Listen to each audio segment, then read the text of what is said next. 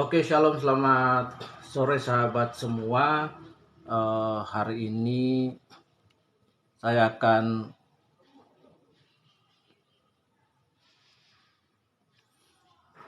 berbicara tentang 5 presuposisi polemikus Islam yang menggunakan metodologi asumsi teologis. Di dalam asumsi teologis itu data-data yang mereka sampaikan itu yang pertama tidak memiliki kekuatan, minim sekali atau minor, dan kemudian ahistoris. Ya, fakta yang disampaikan itu ahistoris, ketiadaan bukti dan bukti-bukti yang ditampilkan itu tidak pernah bukti-bukti yang valid atau yang sahih kemudian diterima dan diakui secara akademis di dalam dunia keilmuan, ya. Nah, kita lihat di dalam percakapan-percakapan debat yang saya ikutin itu mereka datang dengan segudang kesimpulan.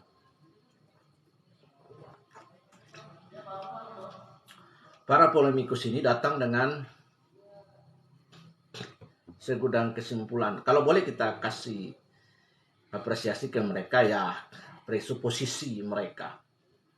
Kalaupun mereka mengerti dan paham tentang apa itu presuposisi mereka, karena kaum polemikus ini kan hanya berretorika tapi kadang-kadang minim juga pengetahuan teologis, tapi mereka gaya-gayaan untuk mau menyerang kekristenan, seperti dalam salah satu video yang saya ikuti debat mereka, debat di antara sesama mereka, kemudian saya mengambil potongan video itu dan ada ketakutan di antara mereka. Salah satu polemikus muslim berkata bahwa kalau kita belum punya pengetahuan yang memadai, jangan pernah menyerang Kristen, karena nanti ketika diserang balik dengan fakta dan bukti, maka kemungkinan besar mereka akan menjadi murtadin. Nah, seperti tapi dari percakapan-percakapan yang saya lihat, ikuti dan lihat, saya memberikan 5 hal yang penting evaluasi. Ini juga bisa bermanfaat bagi para rekan apologet Kristen yang terus berjuang untuk siar Injil Yesus Kristus di media digital di era 5.0 ini, ya. Nah, mari kita lihat 5 evaluasi terhadap preposisi polemikus Islam yang menggunakan metode asumsi teologis ketika mereka menyerang kekristenan. Yang pertama, di dalam debat-debat itu mereka berusaha untuk memberikan literasi untuk menyerang kekristenan, tetapi literasi itu harus membuktikan historisitas ucapan dan ajaran Yesus. Dipakai seringkali mereka menggunakan teks-teks yang sama sifatnya dengan teks-teks Perjanjian Baru, yaitu teks-teks religius juga. Teks-teks yang mereka gunakan itu berasal dari kalangan Kristen sendiri, yang dimana kita dapat melihat di situ seperti mereka menggunakan beberapa Injil yang palsu, yang tidak masuk dalam list daftar kanon yang dikanonisasi. Kita dapat melihat misalnya The Gospel of the Barnabas, kemudian The Gospel of Thomas, kemudian mereka mendapatkan informasi dari orang-orang Kristen yang hidup di Arab. Salah satunya itu adalah monofosit dan juga Nestorian, yang sudah diekskomunikasi dalam sidang konsili ekumenis kedua dan sidang konsili di Efesus, dan kemudian sidang di konsili ekumenis di Kalsedon. Nah, sumber-sumber yang mereka dapat itu bukan berasal dari sumber mainstream Kristen, sehingga ketika mereka beradu argumen, maka historisitas dan sumber literasi itu menjadi weak, sangat lemah, karena memang sumber yang mereka dapat itu berbeda. Orang Kristen yang lari dan diekskomunikasi ke Arab itu adalah orang-orang Kristen yang adalah bidah, adalah heresi, yang sudah diekskomunikasi karena tidak menerima sebuah ajaran Kristen di situ. Nah, secara katolisitas, artinya secara umum, secara mereka itu diekskomunikasi, sehingga sumber literasi yang mereka dapatkan ketika mereka berargumen, mengajukan argumen, presuposisi mereka itu mencoba untuk membuktikan historisitas, ternyata bukti historisitas evidence mereka itu tidak sejajar dan tidak sejajar dengan teks-teks perjanjian baru. Nah, ini yang perlu kita cermati. Nah, yang lebih mencengangkan lagi bahwa ada beberapa Injil, antara saya sudah sebut di atas, adalah Injil Thomas, yang paling sering dijadikan acuan dan sering di dalam kelompok mereka juga ada kelompok lain di luar, kelompok Kristen yang sedikit menyimpang dari mainstream, yang kalau teman-teman baca dan belajar, itu adalah kelompok Jesus Seminar, di mana mereka menggunakan pendekatan higher Bible criticism terhadap keempat Injil, 3 Injil sinopsis dan 1 Injil Yohanes, yang show for us the different perspective about the Gospel of John. Nah, ini kita bisa melihat. Jadi Injil-Injil yang mereka sampaikan itu hanya tidak memuat ucapan-ucapan Yesus, dan kebanyakan teks naratif yang berbeda dengan Injil sinopsis Markus, Matius, Lukas, dan Injil Yohanes yang lebih ada unsur naratifnya, dan di situ kita bisa melihat living biography of the Jesus Christ yang tidak ahistoris. Nah, dalam satu video sebelumnya yang saya sudah sampaikan, kita dapat menemukan pernyataan Dr. Bambang Mursena bahwa satu-satunya bukti yang otentik adalah Injil itu sendiri yang tidak dapat dibantah. Kitab suci lain punya kitab, tapi Injil keasliannya dapat teruji. Nah, ini adalah salah satu strongest evidence, dan ketiga kekristenan mencoba untuk diserang dari sisi historisitas, historical evidence, maka kekristenan dapat menyodorkan bukti-bukti ini seperti yang disampaikan oleh Dr. Bambang Nursena, yang dalam melakukan arguing, debating yang sangat manis dengan kelompok polemikus selalu memberikan daftar literasi dan referensi yang memadai, yang telak sama sekali. Nah, ini yang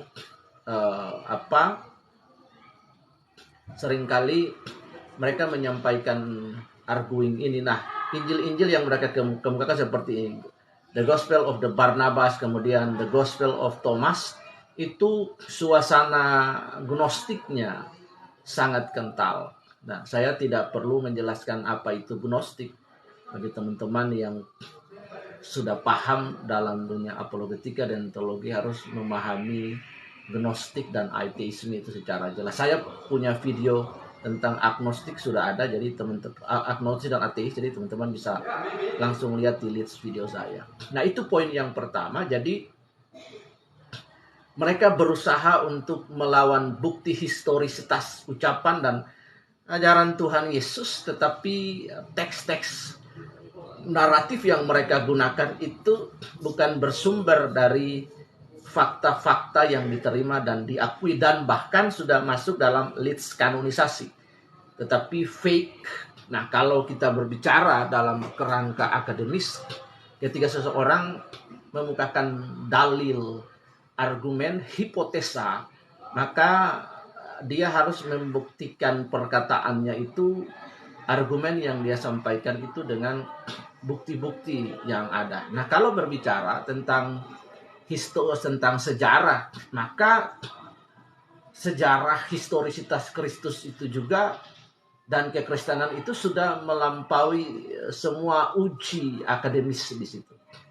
Di dalam historisitas Kristen maka ada namanya rekonstruksi sejarah. Jadi kita bisa melihat the Christian scholar, para peneliti terutama di Western, dan kemudian melakukan penelitian di Timur Tengah yang menjadi salah pusat daripada kekristenan, itu melakukan rekonstruksi sejarah. Dalam rekonstruksi sejarah itu ada banyak sekali spare di situ yang bisa kita lihat, ada arkeologi, penemuan-penemuan artefak dan lain, dan kemudian ada dekonstruksi sejarah. Dengan demikian, maka kekristenan itu berkesinambungan dengan sejarah. Benar-benar the personality of Jesus Christ itu menyejarah dan menyejarah. Dia hidup di dalam sejarah, dan kemudian kita dapat melihat ada dua orang lain di luar Kristen, bukan orang Kristen itu menulis di dalam bukunya yang hebat. Salah satunya adalah Flavius Josephus yang menulis dalam buku The Iniquities of Jews tentang sosok dari the personality of the Jesus Christ that was living in the Roman Empire. Nah, kita melihat, dan kemudian Ionia, sejarawan Romawi yang juga menulis. Sumber-sumber ini dapat diakses dengan mudah di Google. Teman-teman bisa tracking. Kemudian teman-teman juga bisa mengindeks jurnal-jurnal tentang the historicitas of Jesus Christ di archive.net atau .org. Kemudian ya, kalau teman-teman akademis yang sudah terbiasa dalam Scopus, itu bisa mengindeks data-data sejarah yang valid. Dan untuk hal-hal seperti gini tidak boleh kita menggunakan Wikipedia juga, karena Wikipedia itu bisa diedit. Itu web keroyokan. Jadi banyak orang bisa edit. Misalnya saya mengupload satu artikel dan ada orang lain menambahkan catatan kaki atau merubah artikel, memperbaiki artikel saya, itu boleh. Nah, tapi kalau di jurnal-jurnal yang terindeks, misalnya dalam jurnal-jurnal teologi, itu sahih. Scopus itu sahih. Kalau sudah masuk Scopus itu sesuatu yang luar biasa. Nah, jadi mereka berusaha mengajukan argumen mereka. Nah, seringkali juga saya melihat dalam debat-debat itu akhirnya jatuh kepada argumentum et hominem, tidak head to head, menyeberangkan literasi, memberikan bukti, mempertahankan gagasan dan ide lewat dalil.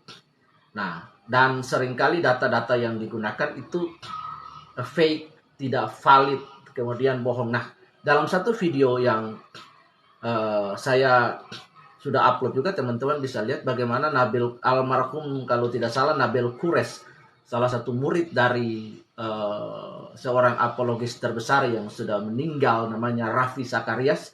Saya pernah ada di dalam salah satu seminarnya ketika dia datang ke Bali di sebuah gereja besar di Bali, di Lembah Pujian. Bagaimana saya hadir dalam kelas apologetnya. Di situ saya, dalam video itu, bagaimana dalam jangka hanya 5 menit saja, seorang yang bergelar PhD, bahkan dikagumi, disebut sebagai profesor muslim terbesar, tetapi melakukan the fatalism mistake di situ. Ada 25 kesalahan di situ. Dalam waktu 5 menit, 25 kesalahan di situ. Nah, kesalahan-kesalahan itu berkaitan dengan evidence, bukti. Kemudian ada rekonstruksi, dekonstruksi sejarah yang tidak sejalan dengan sejarah ahistoris seperti itu. Kemudian ketiadaan bukti, bagaimana dia menyebut orang-orang atau expert ahli yang tidak sama sekali diketahui di dalam bidangnya, misalnya sains, antropologis, dan lain sebagainya. Nah, dalam hal-hal seperti inilah yang kita harus lihat di dalam debat dan argumen, bagaimana runut pikiran, bukti yang disampaikan. Jadi ketika yang pertama, poin pertama itu, mereka berusaha membuktikan historisitas Yesus menurut versi mereka, tetapi tidak menurut versi Kristen. Salah satu contoh yang sederhana adalah ketiga argumen sederhana dari Dr. Bambang Nursena itu berkata bahwa Kalau mereka berkata buktikan Injil itu asli, tidak ada bukti Injil itu asli. Karena Injil itu memang sudah asli. Injil memang sudah tidak asli. Kalau sesuatu itu asli, how can we prove? Bagaimana kita membuktikan kalau sesuatu itu sudah asli?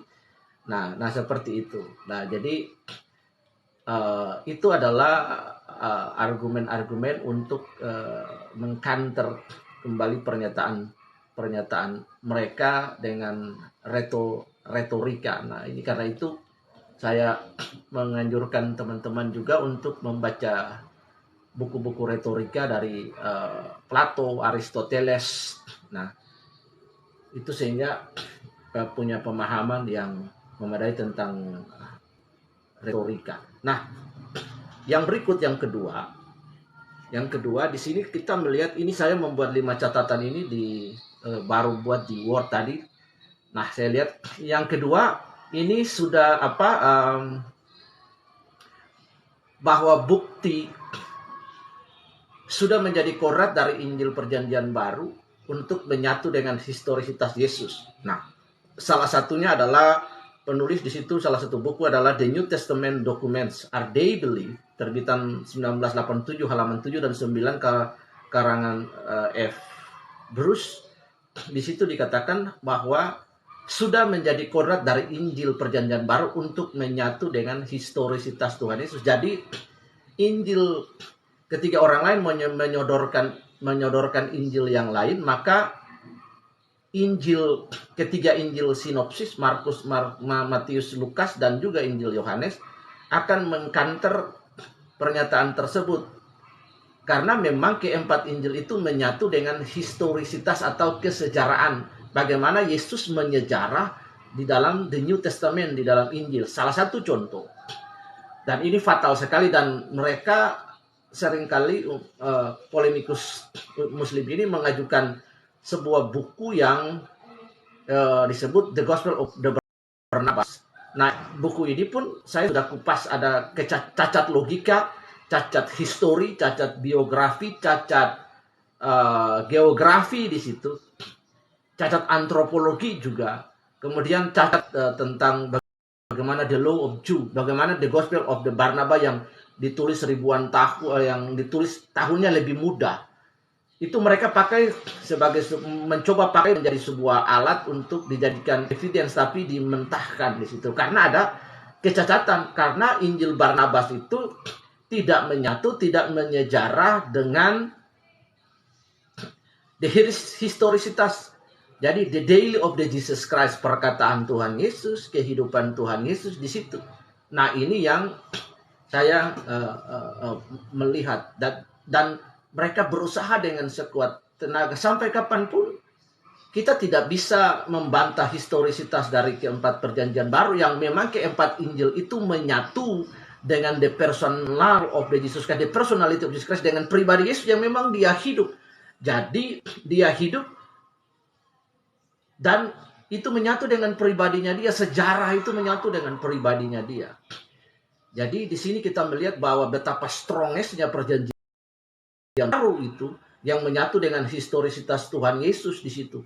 Bagaimana perkataan Yesus, bagaimana kehidupan, bahkan sampai mati di atas kayu salib pun, di awal tadi saya sudah bilang, itu ditulis di dalam buku The Iniquities of Jus Flavius Josephus, that was written about the personality of Jesus Christ, about the death of the Jesus Christ hang on the Christ, or on the cross. Nah, ini kita melihat ini tidak ada orang yang kontra.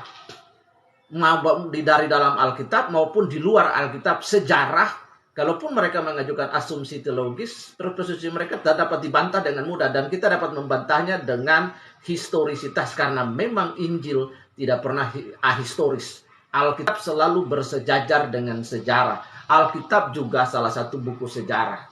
Nah, ini yang paling hebat, yang tidak dapat terbantah. Mau dicari kelemahan apapun, tidak bisa, dari segi apapun tidak bisa, selalu terbantah, selalu bisa dapat dibantah. Nah, jadi ini yang menariknya, Bruce berkata bahwa kitab suci atau karya filsafat yang bisa berdiri sendiri tanpa kepastian siapa penulis sesungguhnya. Nah, ini kalimat yang menarik. Jadi di sini Bruce berkata bahwa ada banyak kitab suci atau karya filsafat yang bisa berdiri sendiri tanpa kepastian siapa penulisnya. It is very different with the Christianity. Pelimos pros didas kalian pros eparnotosin ten io kayusuni. Ya. Jadi segala tulisan yang diilhamkan Allah itu bermanfaat untuk mengajar, memperbaiki kelakuan, membawa orang kepada kebenaran, menyatakan dosa. Jadi Alkitabnya orang Kristen itu bukan kitab yang turun dari langit, jatuh gedebuk begitu. Enggak. Tapi Alkitab itu Allah berfirman kepada manusia dalam bahasa antropomorfisme. Harus dalam bahasa manusia supaya mereka mengerti.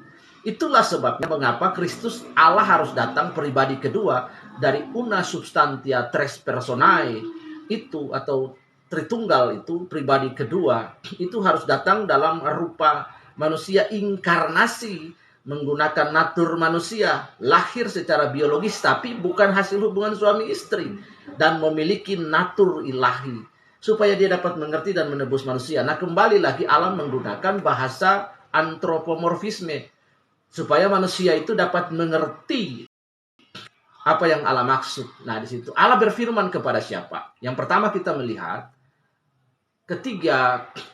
ada dua perjanjian. Satu perjanjian lama, The New Testament, dan The Old Testament. The Old Testament berjumlah 39 kitab. Nah, di situ itu pertama kali dikonsilikan menjadi 39 kitab di Yamnia, nah, oleh Rabi Yahudi di situ. Nah, 39 kitab para nabi, di dalamnya ada Tanakh, ada Torah dan Ketuvim dan lain-lain. Nah, di situ kita melihat bahwa Allah berfirman kepada manusia. Siapa manusia itu disebut nabi.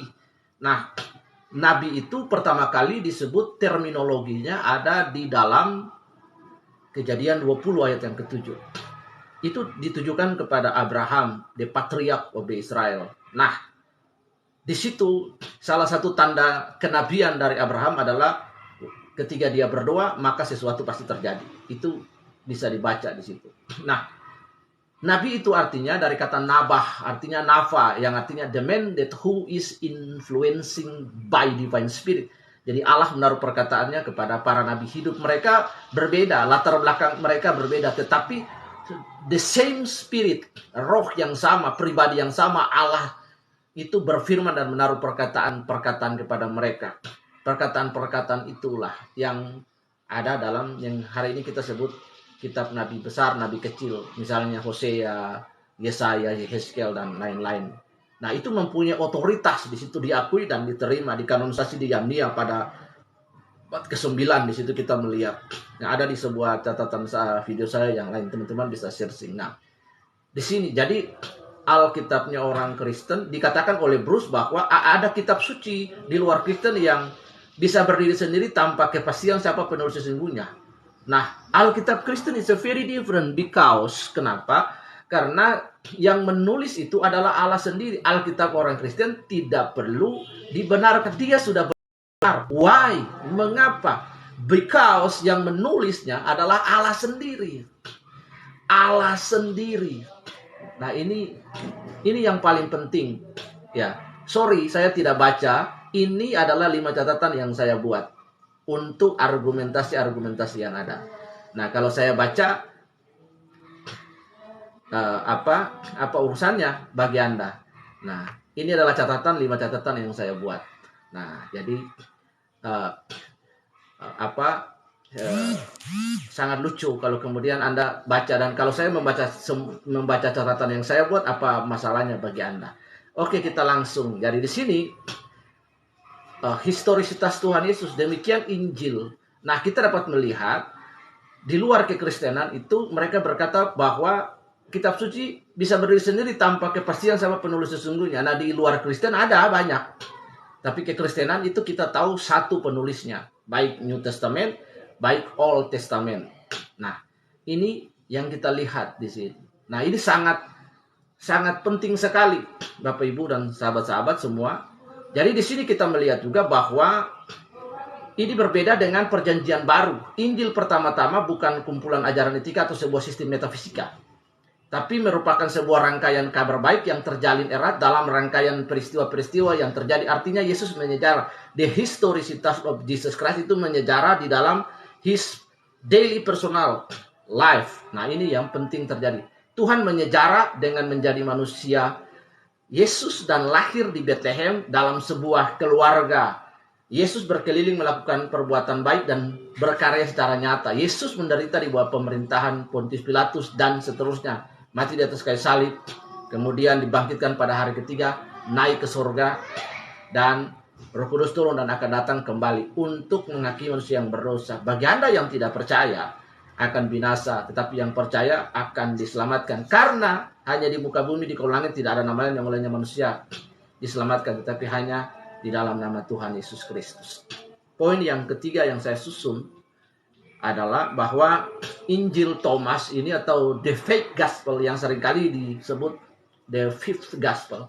Nah, itu literatur abad pertama sampai abad ketiga Anno Domini AD.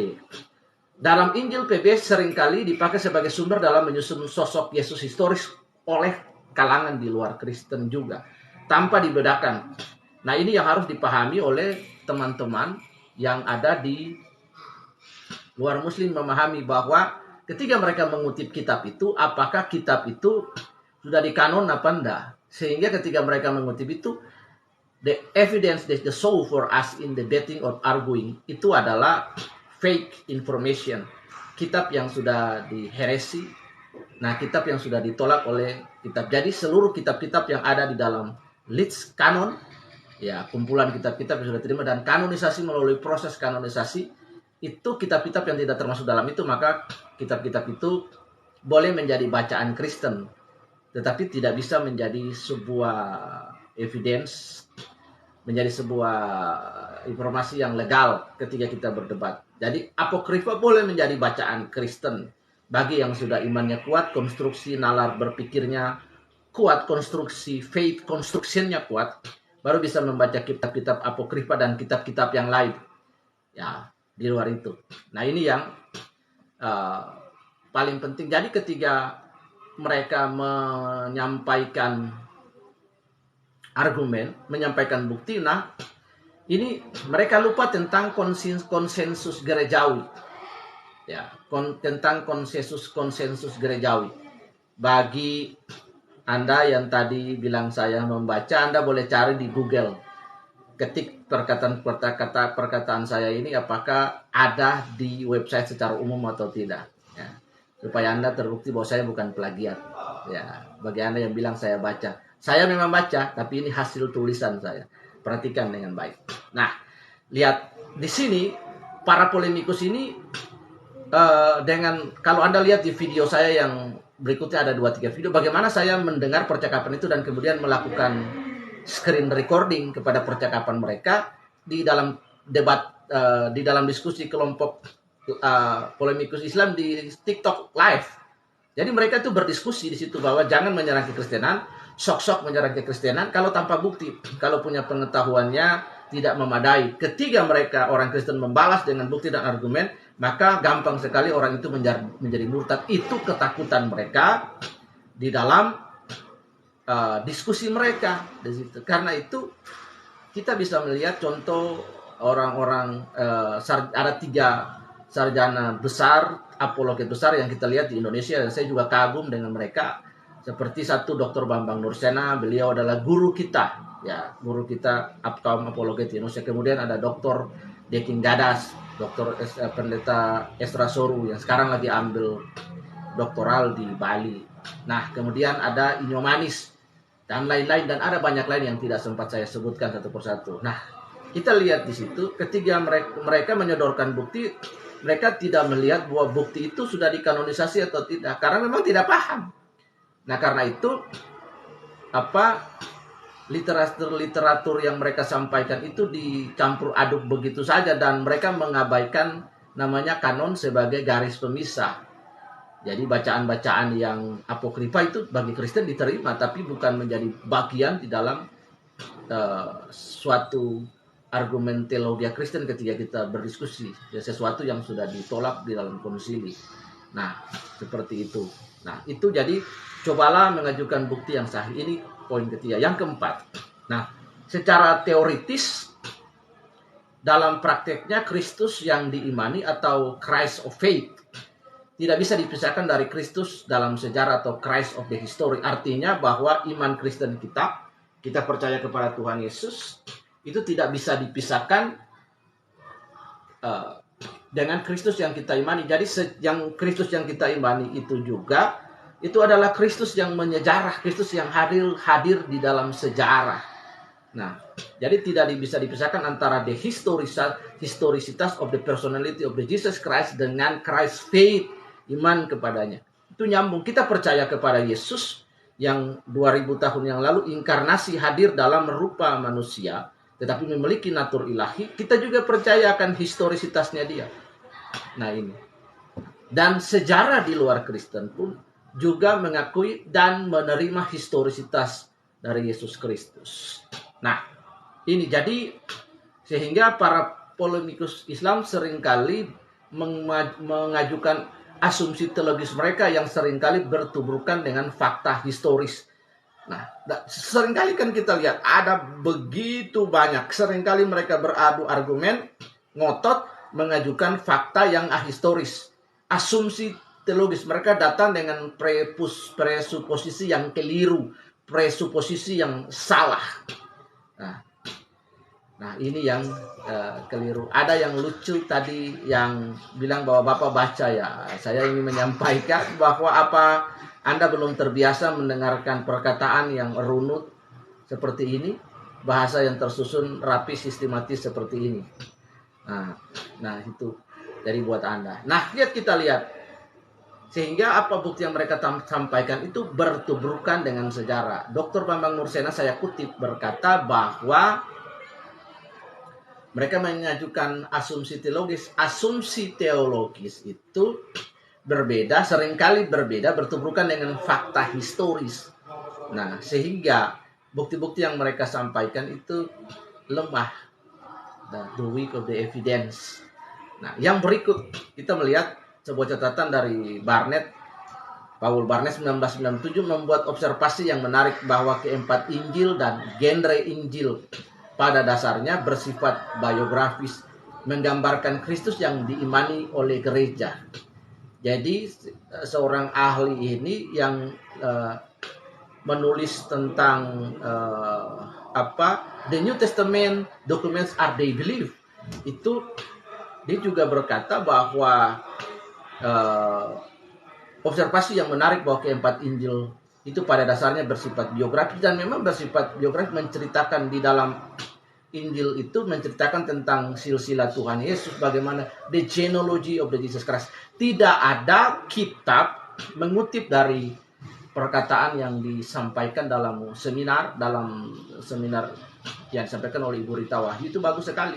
Dia menyampaikan bahwa tidak ada buku di dunia ini yang sehebat Alkitab yang menyampaikan genealogy of the nation, genealogi dari bangsa-bangsa, genealogi dari seseorang. Nah, Injil juga. Injil pada dasarnya bersifat biografis. Dan di dalam Injil itu ada the genealogy of Jesus Christ, mencatat silsilah sejarah. Tidak ada kitab dimanapun sehebat Injil, bahkan atau Alkitab yang mencatat sejarah genealogi dengan lengkap. Ada genealogi di situ ada antropologi budaya bangsa. Di dalam Alkitab diceritakan di situ dengan jelas. Nah, di sini dan menggambarkan Yesus yang diimani oleh gereja. Artinya keempat Injil itu menggambarkan Yesus yang diimani oleh gereja.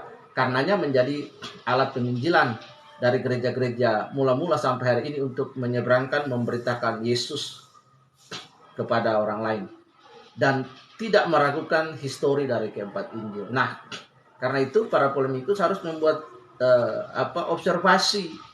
Itu sebelum mereka menyerang kekristenan, mereka harus menyelidiki kekristenan itu sendiri. Saran saya 5 poin evaluasi terhadap presuposisi polemikus Islam ini yang saya susun ini, itu dapat menjadi acuan buat mereka supaya jangan sembarangan berani untuk menyerang kekristenan tapi tanpa bukti yang memadai. Kalau datang dengan asumsi saja, dengan asumsi lalu membuat kesimpulan Anda sangat lemah. Ada sebuah pernyataan dari Dr. Deki Ngada, Verbum Veritatis, dia berkata bahwa kumpulkan segala bukti yang Anda punya dan dia akan berdiri untuk meladeni Anda, karena kekristenan itu fulfill, very rich dengan fakta, data, rekonstruksi sejarah, dekonstruksi sejarah. Kemudian di situ juga bukti yang memadai, tidak terbantahkan. Dari abad pertama loh, dari abad pertama kita dapat melihat. Dan kemudian bagaimana mungkin dari abad pertama sampai abad ke-6 itu 6 abad, lalu kemudian ada sesuatu yang baru, kemudian sesuatu yang baru itu juga mengutip dari yang lama, nabi-nabinya ada di yang lama, lalu kemudian kita mau berargumen melawan sesuatu yang sudah terbukti sepanjang sejarah dari abad pertama, yang buktinya melimpah ruah, yang tidak historis, yang rekonstruksi sejarah bisa dipertanggungjawabkan, tidak bisa.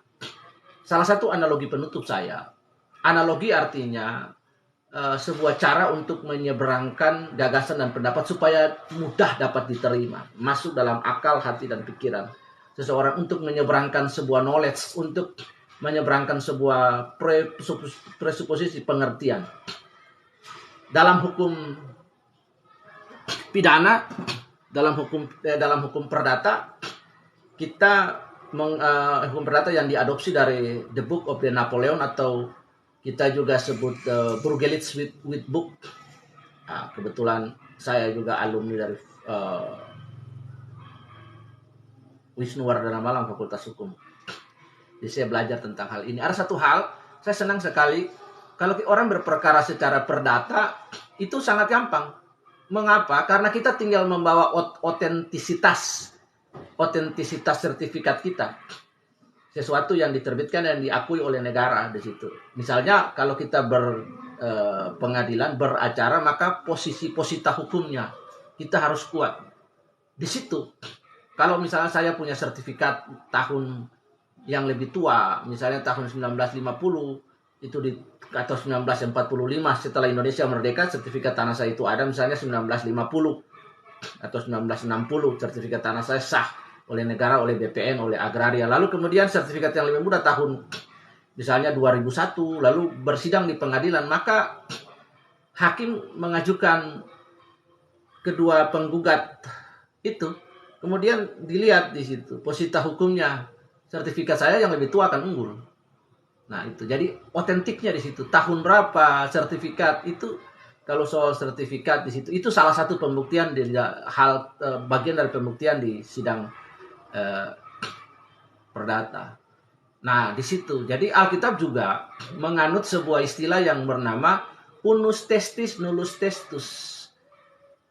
Satu saksi bukanlah saksi. Jadi Alkitab itu punya banyak saksi. Iya, kalau di kepolisian itu 3 alat bukti, salah satunya saksi. Ada saksi verbal, jadi satu saksi bukanlah saksi ada. Nah ini yang penting sekali. Jadi Alkitab ketika Yesus lahir, sebelum Yesus lahir, para nabi telah melihat dan bernubuat tentang dia. Dia lahir, dia berkarya, dia hidup, di historisitas Kristus diakui juga oleh ahli sejarah Romawi Ionias dan kemudian Flavius Josephus. Mereka merekam jejak Yesus, merekam peristiwa di Yerusalem itu dalam catatan sejarah yang tidak dapat dibantah oleh siapapun. Karena itu satu saksi bukan saksi. Waktu Yesus naik ke surga itu banyak saksi, ratusan pasang mata. Waktu Yesus bangkit lebih dari 40 saksi. Alkitab mengandung unsur yang namanya unus testis, nullus testis. Nah ini sangat penting sekali. Jadi tidak bisa dibantah oleh siapapun. Karena itu berbahagia, terpujilah Tritunggal yang kudus bagi kita umat percaya yang menuhankan Kristus Yesus menjadi Tuhan dan Juru Selamat di dalam kehidupan kita. Jangan pernah murtad, jangan pernah menyangkal Yesus. Bagi Anda yang belum yakin dengan iman Anda, saya memberitakan Tuhan Yesus yang pasti. Saya memberitakan Tuhan Yesus bahwa di muka bumi ini, di kolong langit ini, tidak ada nama lain yang olehnya manusia diselamatkan, hanya di dalam nama Tuhan Yesus. Kekristenan menawarkan Kristus Yesus sebagai satu-satunya yang mati untuk menebus dosa manusia. ini adalah jaminan pasti. Kepastian hanya di dalam Kristen. Ada video yang satu lagi saya juga sudah bisa membuat, ada beberapa video sebelum ini yang menyampaikan bahwa ada seorang mualaf yang berdoa, dia jadi mualaf karena dia berdoa kepada Isa. Orang Kristen tidak pernah berdoa kepada Tuhan Yesus karena Tuhan Yesus adalah Tuhan. He is a God. Orang Kristen berdoa kepada Tuhan Yesus. Orang Kristen tidak pernah mendoakan Tuhan Yesus. Kenapa? Karena Tuhan Yesus adalah Tuhan. Dia tidak perlu didoakan. Tidak perlu didoakan. Dia adalah Tuhan. Kita berdoa kepada Dia untuk kebutuhan kita, untuk ketika kita sakit, kita bermasalah dan lain sebagainya. Terlebih keselamatan. Ini yang paling penting, karena tidak ada satupun tokoh agama yang berani berkata bahwa aku adalah jalan, kebenaran dan hidup. Tidak seorang pun sampai kepada Bapa tanpa melalui Dia. Di luar Yesus tidak ada keselamatan. Dia juga berkata bahwa di muka bumi, di kolong langit ini tidak ada nama lain yang olehnya manusia diselamatkan, hanya di dalam nama Tuhan Yesus Kristus. Jadi saya menawarkan Tuhan Yesus, yang percaya kepadanya tidak binasa, melainkan yang percaya kepadanya tidak binasa, yang tidak percaya akan binasa. Yesus diceritakan dengan begitu hebat di kitab lain, para nabi-nabinya juga di kitab lain, tapi Alkitab orang Kristen yang merupakan kelanjutan dari agama Yahudi itu tidak pernah menceritakan tentang siapapun. Karena Kristus memang lahir dari orang Yahudi. Keselamatan hanya datang dari bangsa Yahudi, bukan dari keturunan Ismail. Ini yang paling penting bagi kita. Tuhan hanya berurusan dengan orang Israel. Nabi hanya dari orang Israel. Rasul hanya dari orang Israel. Tidak di luar siapapun. Kekristenan unggul hadir di muka bumi menjadi solusi bagi permasalahan kehidupan manusia. Di dalam fakta sejarah, semua teknologi yang ada, YouTube dan lain sebagainya, semua teknologi yang ada pun ada unsur Kristen di dalamnya. Orang-orang Yahudi, orang-orang yang percaya kepada Allah yang sama yang juga dipercaya oleh orang Kristen. Orang di situ para ahli Nobel dan lain sebagainya. Peran kekristenan merubah industri, bahkan merubah teknologi dunia ini. Nah, lihat, merubah segala hal. Sampai hari ini orang bisa berterbangan dengan pesawat dari Indonesia menjalankan umroh ke, bahkan orang Israel traveling ke tanah perjanjian, tanah Israel, Holy Land Tour. Mereka juga pergi menggunakan pesawat. Pesawat itu diciptakan oleh siapa? Oleh orang Kristen yang bernama Wright Wilbur bersaudara. Hari ini teknologi pertama juga diciptakan oleh orang Kristen yang bernama penemu pertama Alexander Graham Bell. Radio oleh Marconi. Siapa lagi? There's a much expert, Christian expert. Lampu diciptakan oleh Thomas Alva Edison, dan banyak hal. Hukum-hukum diciptakan oleh Newton, Pascal, Boyle, dan semua. Nah, apa yang perlu mau dibantah? Kekristenan begitu berpengaruh di dalam sejarah kehidupan dunia. Ini sangat penting dan kekristenan menjadi jawaban. Yesuslah jawaban bagi dunia. Tak satu pun yang dapat melebihi Dia. Yesuslah jawaban bagi dunia, penuntun dan penolong dalam kehidupan. Oke, Tuhan Yesus memberkati kita. Sampai berjumpa pada pertemuan berikut. Kalau saya ada waktu, kita akan belajar bersama-sama untuk menambah wawasan dan lain sebagainya. Tuhan Yesus memberkati kita. Soli Deo Gloria, Coram Deo. Baruch haba bishem Adonai, bismi albi wal ibni wal ruh kudusi al ilahu wahid. Shalom.